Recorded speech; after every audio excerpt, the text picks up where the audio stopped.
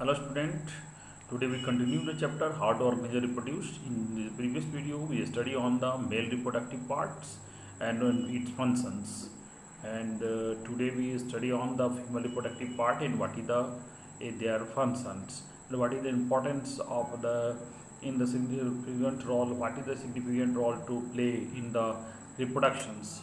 So in the female reproductive parts, the main part is ovary, fallopian tube या oviduct, and uterus, cervix and the vagina. They are the five parts of the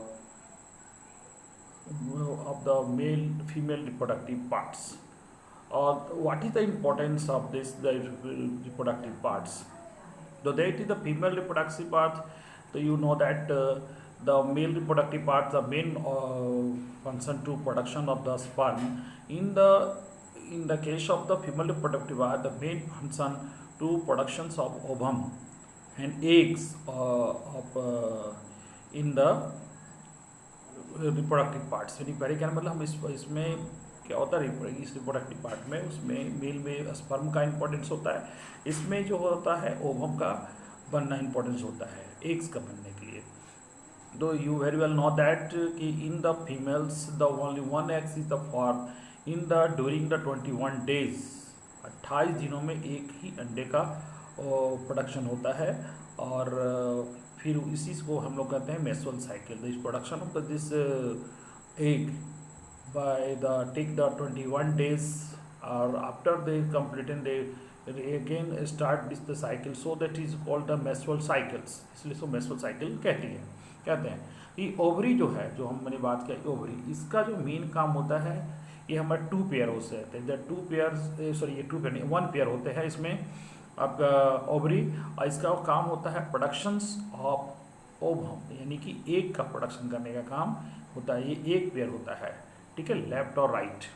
ये भी देखिए आपका ovary ही है.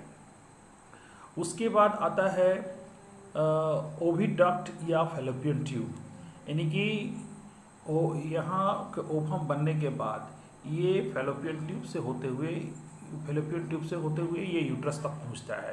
यानी कहने मतलब oviduct and fallopian tube the path in which the ovum travel to go to the uterus तक पहुँचने का काम उसका होता है. और ओविडक्ट और फैलोपियन ट्यूब का सिग्निफिकेंट रोल्स ये है कि they are the site where the fertilisation is occur. Sperm और क्या कहते हैं ओवम का जो फर्टिलाइज होना इसी फैलोपियन ट्यूब या ओविडक्ट में होता है.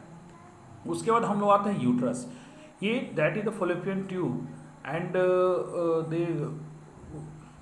ये fallopian tube open into a bag like structure, this is called uterus. उसको हम लोग कहते हैं यूट्रस.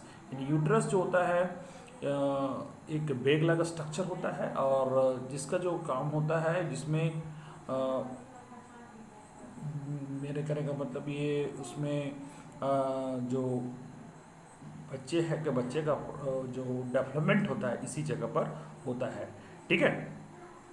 और यानी कि 2 ओवियन डक्ट्स इसमें बहुत अच्छा से बताया गया है.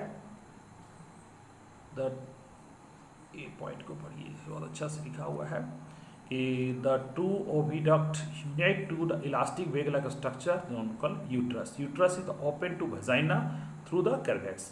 ये क्या करते हैं वे उसमें खुलता है. यानी यूट्रस जो होता है मेन पार्ट्स भी है उसका फीमेल रिप्रोडक्टिव पार्ट में, जिसमें क्या होता है कि आफ्टर फर्टिलाइजेशंस तो बच्चे का डेवलपमेंट होता है इसी यूट्रस में होता है.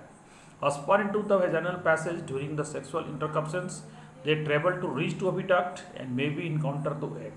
यानी कि ये जो होता है एक जो इसी जो आपका वेजाइना और cervix के थ्रू से जाता है और यही जो फैलोपियन ट्यूब है जहाँ पर जाके वो आपका ये फर्टिलाइज होता है और आगे का डेवलपमेंट उसका शुरू होता है. और ये जो होता है वो एम्ब्रियो बनता है और एम्ब्रियो बनने के बाद फर्टिलाइज होने start to the ball like cells is called embryo. Embryo present lining the uterus where is the continue grow and develop the organ become foetus and this is the section of the mother अब baby. ये कहने का मतलब इसी जगह पर क्या होता है कि जब फर्टिलाइजेशन हो जाता है फैलोपियन ट्यूब में तो इसी यूट्रस में क्या होता है कि बच्चे का डेवलपमेंट पहले बनता है वो एम्ब्रियो, एम्ब्रियो से बनता है क्या कहते हैं फीटस, और फीटस से यंग वंस का डेवलपमेंट होता है।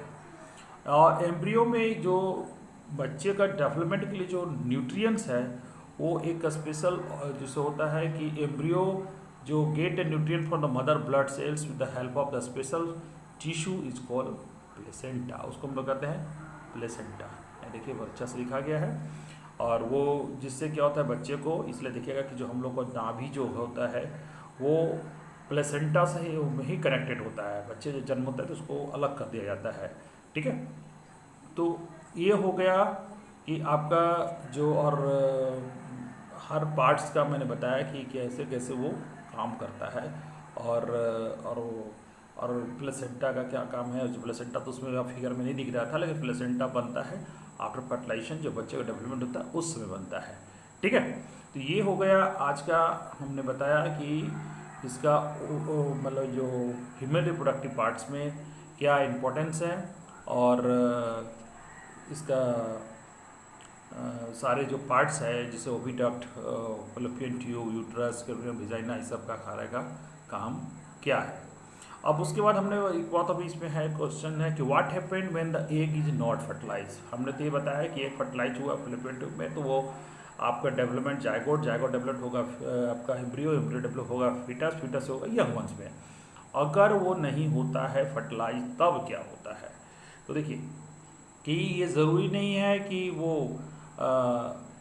हर बार वो फर्टिलाइज हो, ठीक है। फर्टिलाइज अगर वो स्पर्म नहीं आया तो फर्टिलाइज नहीं होगा। तो फर्टिलाइजेशन जब नहीं होता है तो उसमें देखिए फर्टिलाइजेशन अगर वो नहीं होता है तो एक अबाउट जो वन डे रहता है। और uterus is the slowly break the come out on the break come out through them and vagina, मतलब ब्लड एंड म्यूकस के थ्रू वो बाहर निकल जाता है। और this is occur every month, और इसी को हम लोग कहते हैं मेंस्ट्रुएशन साइकिल। यानी कहने का मतलब कि ये जो यानी कहने का मतलब है कि ये साइकिल जो है जिसमें देखिए यहाँ पर बहुत अच्छा समझाया गया है आपको, इस बात को जरा पढ़ लीजिए। द साइकिल टेक रफली every month as known as the menstruation cycle, usually last of the 2 and 8 days तक वो रहता है। यानी कहने का मतलब होता है कि एक फर्टिलाइज हो गया तो वो क्या होगा कि वो जायगोट में कन्वर्ट होगा, जायगोट से फिर वो एम्ब्रियो से वो फीटस, फीटस यंग बन, और टोटल 9 मंथ लगते हैं इसको कंप्लीट होने पर, ठीक है। और लेकिन अगर वो नहीं होता है तो मैंने बताया कि ये जो है वो एक जो है वो समझिए कि वो डिजनरेट या ख़राब हो जाता है और शरीर से बाहर निकल जाता है। और उसके साथ जो इनर लाइनिंग है, म्यूकस है, तो ब्लड के साथ वो शरीर से बाहर निकल जाता है। इस क्रिया को हम लोग कहते हैं मेंस्ट्रुएशंस कहते हैं। या 2 या 8 days तक होता है। हम लोग नेक्स्ट वीडियो में, आज से कंप्लीट हो गया, नेक्स्ट वीडियो में हम लोग बात करेंगे रिप्रोडक्टिव हेल्थ, यानी कि जैसे कि हेल्दी तो होता ही है, हेल्थ तो हम समझते ही हैं, लेकिन रिप्रोडक्टिव हेल्थ क्या होता है इसके बारे में हम लोग नेक्स्ट वीडियो में बात करेंगे।